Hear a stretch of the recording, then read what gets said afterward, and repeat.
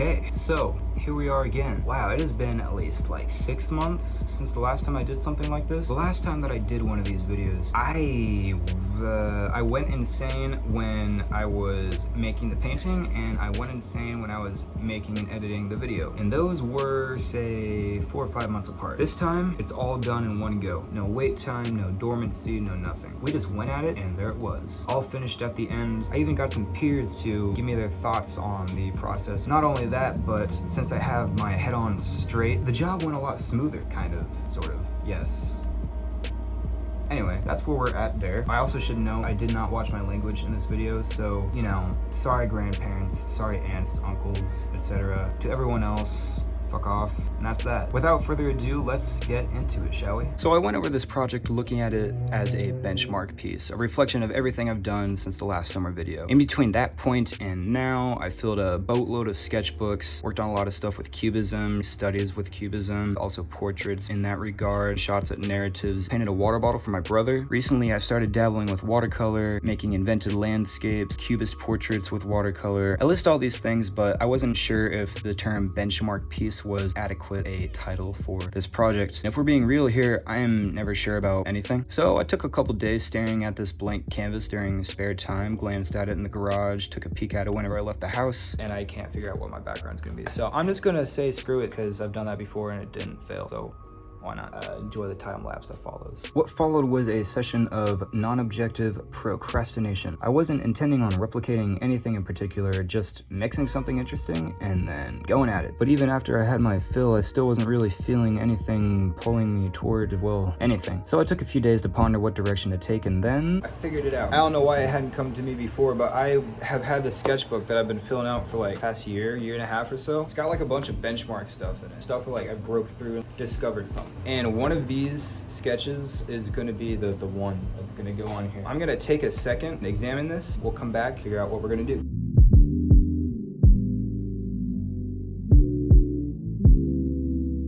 Found it, this guy. I see it like a, 1 second. What form of directionality do you see here? Where is the movement in this image? What direction is what moving? If that makes sense. If it does, great. If it doesn't, sorry, try to keep up. Okay, now look at this. Where is the directionality here? What is moving and where is it going? Yeah, movement. What's going on with the movement? It works. Colors, colors need work, obviously. But you know, that's layer one, and that's really all that we did here. So we have our image. Now here's the game plan. I'm gonna close the garage door. I'm gonna take this image. I'm gonna take a picture of this image, project that on there, and then we're gonna go at it. Things that I'm nervous about. This is not very tall. It's like as tall as me. That's not tall. That's problematic because this is tall. That didn't make sense. This can't fully rest on there without this little thing capping onto it. That's problematic. So the key here is cuidado, careful. Gotta be careful. Not something I like to do with big paintings, but what are you gonna do? Kanye, what thoughts? Give me your thoughts. I'm not gonna waste any more time. Let's just keep going. So I worked downward from the guitar's headstock, following the movement that both the drawing and the underlayer shared, right down to the bottom of the canvas, worked my way back up through the guitar player, finished with the ceiling fan, at which point I could not figure out what I'm gonna do next. My mind has gone elsewhere, so I'm not really thinking about what I'm gonna do next. I'm just gonna do where my mind has gone now, and then come back to this at a later date. Session 2. Session 3. I have the best mentors in the entire world. Shout out to all of them. Today, shout out to Chance Allen for supplying me with everything. Everything that I've come to find use with. First was this, which you've seen me use in various projects. There was probably some other stuff that I'm just blanking on right now. Most recently, these. If you are old enough, you'll understand. I'm probably the last generation to understand this, but when I was like a young student, grade school, like 3rd grade or some shit, when there would be like a projection lecture thing, they roll out this thing on a cart and they plug it into the wall. It had a big hunky plug, and it would have these things, and the teacher would write some shit on it, some Sharpie, and that would be like lecture notes, and it would project over. But yeah, that's overhead projector. That's what it was. And he gave me those. He told me all the things that I can do, so I'm gonna try and do some of those things, maybe, if I think it works. I think it'll work. I need a pair of scissors. Scissors. Do I want to do this orderly?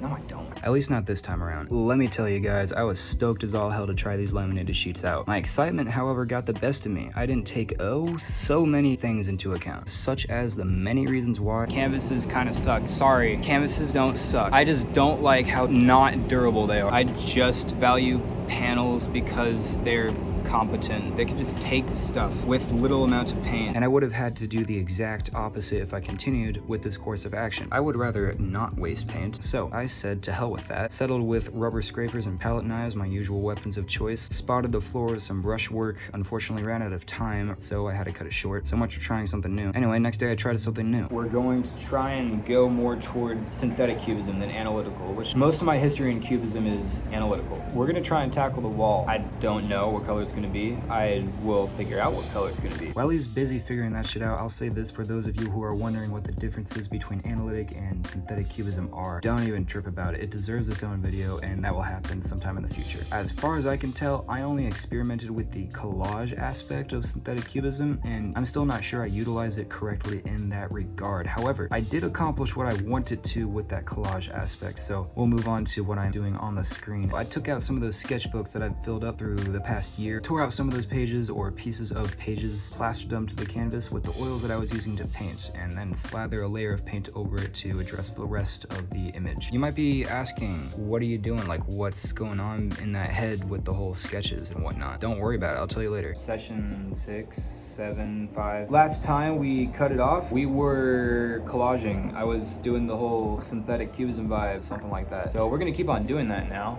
Let's do that. Cool. Okay, so what's about to happen here when I get cut off is gonna sound really far-fetched and just random and tangenty, but you're just gonna have to bear with it. So whenever I get cut off, just bear with it. I don't care like how wacky it sounds, just bear with whatever the dude's saying, because it'll all... You know, I think about a lot of dumb shit when I'm painting. You paint for a certain amount of time, whether it be 5 minutes or 10 hours, you start thinking, well, what's the point? What the hell's the point? What is it? Like, what is art? The whole existentialist question of... So I think to myself, well, there's a lot of answers to that. I mean, cause emotion of some sort, whether it be negative or positive. Marketing purposes, markets to people to cause them to feel an emotion that makes them inclined to buy a product. By extension, emotion. Make a statement. Therapeutic purposes, at least for the purpose of this painting. Am I doing it as a benchmark? Am I doing it as... And then when I get to this point right here, when I am pausing for longer than I care to admit to finish formulating thoughts inside my head, that means that it's not time to think about the reason why, it's time to just fucking do it. That brings us back to the statement of, I think about a lot of dumb shit when I paint. The purpose of this painting is painting to paint and experiment and have some fun. It's one of the few big projects that I've undertaken outside of my academic world. I hope this thing doesn't turn out shitty. I hope that you do too. I think I should get back to painting. That is correct. Go back to painting before you get a heat stroke out there. You're already talking to yourself. But I must admit, he has a point. This isn't intrinsically a benchmark project, technical study, commission, installation, quarantine condition. This is, if nothing else, simply personal. The few people I asked for thoughts on the piece during its creation came from all trains of thought, guaranteeing interpretations that were not simply academic. Now, we should never diminish academic convention's worth, but its partial absence in this piece made me happy with where this is at. I think that next we're going to tackle whatever is not covered in a second full-on coat. We're going to make sure there's like barely any raw canvas sticking out of here. Other than that, I think we're chillin'. Okay, so I got another sketchbook because I was running out of pages of the other two or whatever that I was using. So I got this thing. I don't know if I'm going to use it today. I gotta do some looky-looing around and seeing what kind of colors I want to use for fan, dude's clothes, guitar, window, that kind of stuff. And that's where we're at. Started mixing some alizarin crimson and I think burnt sienna, then adding vermilion, followed by Naples yellow, a little more vermilion. Then went straight for that ceiling fan, moving to the windows, then to his arm and guitar, to face, to left leg, to hand, to arm, and to head, to guitar stock, then all over the place after that. Back to mixing more vermilion and burnt sienna, then adding Naples yellow, a little more, ending with some cadmium yellow light, and just like that, I had the guitar. I was very nervous about having that guitar out there in the hot, blistering heat. Middle of August in the Midwest, that's like the worst possible weather for a classical guitar, especially if it's older older than, that thing is just freaking old. Moving on from that, went back to mixing Van Dyke Brown question mark, mostly for that guitar neck. That guitar neck is sort of the backbone of the diagonal directional movement, whatever the hell that's happening in this piece. I really liked it, so I wanted to put emphasis on it. That hyperfixation caused me to just push everything else until session 7. Good job, buddy. Let's go through what I'm thinking about here. So I should do the window before I do anything else, but then again, I don't really know what the fuck I'm gonna do for the window. You know what? There's only one window in this room, and the dude's sitting on the floor, and I've got that blob of just dark paint, kind of reddish, but that still works. I feel like I should make this a lot darker of a space. I'm gonna be honest, I had completely forgotten about the ceiling fan light's existence. That was a problem that I addressed later on in this session. Anyway, as soon as I started laying down the Alizarin Crimson, I saw blood. There was blood on my painting, and I was guilty of putting it there. It made me wonder, does that mean something? Does it have to mean something? What drew me instinctively toward the notion that it was blood? Let's just humor that notion for a second. If it is indeed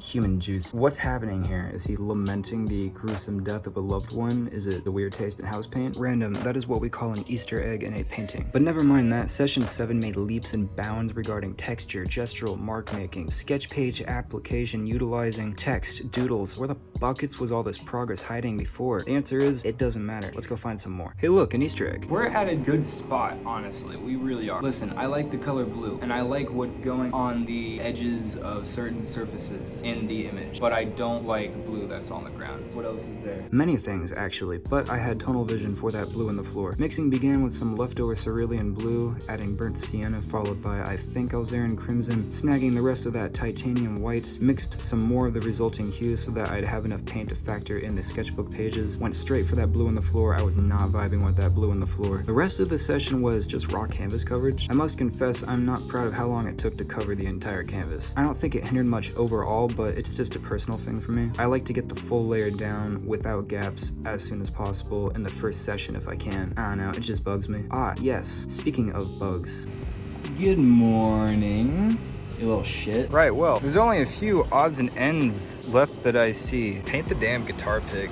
Fill in the bits and pieces of white space that you see mostly upon the figure. I want to better those shoes, put some shadows under those shoes. I should probably cover some of those raw spaces around the fan and around the neck of the guitar. Other than that, we are looking good, really. I think now I'll go into the collaging that's been happening. The initial use of collage, words, phrases, and synthetic cubism was for leaving hidden messages, puns, inside jokes, etc. As for me, I mostly use the pages for exploring textures, fixing mistakes, and sometimes for no reason at all. I just liked a certain page and put it in a random spot. However, there are a few pages that do what the original cubist did. The guitar pick is an example. My uncle has been known to make guitar picks out of old licenses and IDs, always having the person's awkward DMV headshot on the front side of the pick, hence a little sketched head as the guitar pick. Anyway, this session was very successful. I had a list of items to attend to. By the end of the session, I had to dress them all and then some. We nailed the list. We covered all the white spaces, that being spots on the floor, wall, fan, guitar. We established more of a floor and a foreground with some shadows. We got more light reflections off of certain objects and things in the room. Those blue and yellow strokes that are just kind of on the edges of some of these objects in the picture, those are also establishing some outline as well. I don't see anything that I can do to make it better right now. That doesn't mean that I won't see anything in the future, but as of right now, we're gonna take a stop and I'm just gonna periodically examine it from time to time until further notice. This might mean the end of this painting. There are no more sessions, however, this piece is not done, but it is very close. After having looked at the painting for longer periods of time, I'm only able to figure out stuff that needs to be added to it or taken away or whatnot after a long time of staring at it, and I can only do so within short spurts. It's kind of like picking out the last stragglers and catching them up to the rest of the group so that the painting is all at one pace. So it's just little things here and there. They might arrive to me 4 times within a day, once within 2 days. It varies. So what remains is just a accumulation of those short spurts of things. So these segments will be where most of the people I brought around will start to show up. The first of these is my roommate Tarek. He puts out content on YouTube as well. Leave it to a Syrian to bring a hookah out in 100-degree weather. What a champ. What do you think? It's coming out really good. Excellent. We have the Syrian stamp of approval. I guess it might be a good idea to touch on some of the questions one might ask themselves when figuring out if a painting is finished. I can't speak for everyone out there, because who the hell am I, and who's anyone really? Regardless, I'll just speak for myself. I'll stare at it for a long period of time until something might happen. I'll think about it from time to time when I'm not in the studio. Sometimes things will happen when I'll be looking at other things that will trigger something in the head that pertains to the painting. Really, I could be doing anything, anywhere. Something might click into place, something might slide out of focus. I'll often ask anyone around me what they see and think of it, whether it be good or bad things. I'll take something to heed if I find it useful or enlightening. If I don't find it useful, I'll discard it or take note of it anyway if I find it interesting. This goes for anything said by anyone, by the way. It could be a professor, classmate, roommate, coworker, colleague. It doesn't matter. I am indiscriminate in my acceptance and rejection of thoughts. My homie Mr. Narb Art came out to give his thoughts on the matter. He was taking a look at the sketch that preluded this painting, and he told me he really liked the thick lines that emphasize the directionality in the sketch. One thing to point out about Mr. Narb Art is that he is a tattoo artist. A key characteristic to being a tattoo artist is line, the thickness of your line to indicate the shape and outline of an image. As far as I can understand, I'm an outsider when it comes to that. Anyway, back to that sketch. The directionality of the line on that sketch made me feel that this sketch should go on the canvas. Right there, I vibe with him completely, and that's what influenced the direction that I took within that session, mostly just working on the directionality and outlining everything. Now, this is where the words of my homegirl Qiqe came in. She said that she liked the blue that was going on in the painting, but also felt like it was distracting from the focus of the image. That resonated with me quite a bit, but it confused me for a couple days. Whenever I am in uncharted territory and abstraction, I go to her for advice. And so right there, I took her words to heed. Darken that window. I didn't want to eliminate that blue entirely, but I did want to muffle the brilliance of the cerulean that was mixing in there. Hey, look, there's Nick. This Nick is another roommate of mine. Nick is a dear friend, however, he does not immerse himself in the art world as much as maybe you or I do. But I'll still go to him occasionally and seek his thoughts out on some matter or project that I'm working on. There is a spot for art in everyone's mind. It is always present whether you realize it or not, and diversity of perspective is always key. Running it back to Qiqe, she also thought that the figure was not fully integrated into the space. She stressed that I try to figure some of this out in an abstract sort of manner. I can entirely understand that perspective. However, after a lot of pondering, I did not feel that the image itself was abstract enough to warrant fixing that problem in an abstract manner. But I did agree with her statement that the figure was not properly integrated into the image. So I set about trying to figure out how to do that. We did a lot of pondering, a lot of looking around and stuff. I did some stuff here and there while I was looking at this guy. Pondered. I tried pushing the floor line back in space, maybe bring him in a little bit closer. I knew that I had to do something with his foot. I tried to make it smaller and maybe bring that out a little bit further or do something with it. That seemed to do something, but it didn't do the trick. So the canvas sat there for a couple days untouched until I had a painting session with Mr. Narb Art, and I just slammed my nose into that grindstone and somehow pumped some magic out of this thing. I don't know what it was. It could have been anything. I'm attributing it to the vibes that were being spread. I know that's such a cheesy thing to say, but there's nothing quite like painting with someone right beside you also painting at the same time. Guys, this project was so much fun. I had a blast working on this painting. We learned so many things that we didn't know before. We explored uncharted territory. We talked to a lot of cool people. The overall texture was just kind of awesome, honestly. Out of all the uncharted territory that we explored, perhaps my favorite bit was in the sketchbook pages. This one in particular is probably my favorite. It is a sketch of a dancer pulled out of a painting done by John Singer Sargent called El Jaleo. There's a video that I'll put a link to at the end that will go into that painting a little bit more. Watch it and you'll see what I mean. Moving on, we have the window.